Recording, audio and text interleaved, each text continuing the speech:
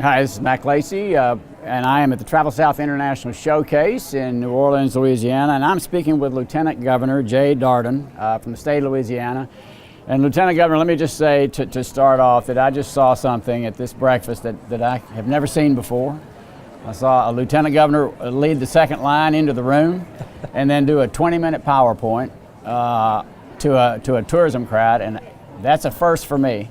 It was really, really good and obviously heartfelt. You must be a real believer in tourism for Louisiana. Well, thanks, Mac. I certainly am. I mean, it's not only my job, it's my passion, and this state has so much to offer. It's an easy subject to sell and an easy subject to talk about. Right. Well, you mentioned land of perpetual romance. I made note of some of this stuff. What does the land of perpetual romance mean to someone who's not familiar with Louisiana? It comes from the April 1930 issue of National Geographic magazine, where they were describing Louisiana as a land of perpetual romance, and I think it is a beautiful description of this place. It's a special place. It has a unique attraction for people, kind of a magnetism that brings people into the state, particularly international visitors, because they're so enchanted by the cultural mix that makes up Louisiana. Well, let's talk about those international visitors. Do you feel like, by virtue of your culture and by virtue of your history as a real melting pot of cultures, that you're uniquely qualified to host international guests? Well, absolutely. I think there is a natural link between international visitors looking at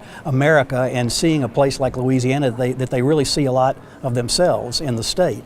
And we've had some good results. We increased our international visitation by 18% last year, which was the largest increase in the nation. So Right. it's paying off for us. New Orleans is undergoing a renaissance, but there's so much more than New Orleans here.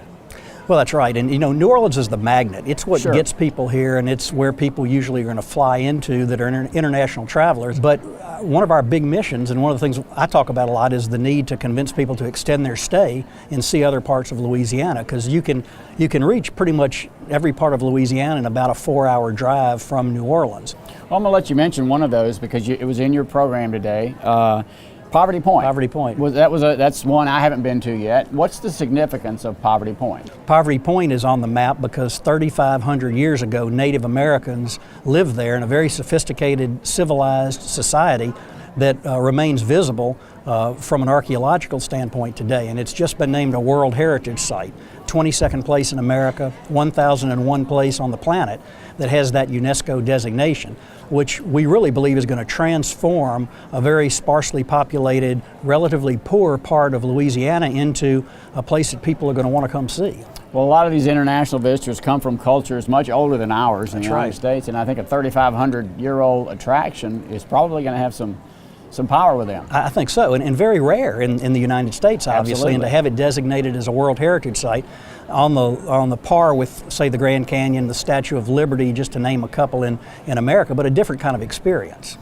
You obviously have some personal, or a fair amount of personal recognition of IPW, Brand USA.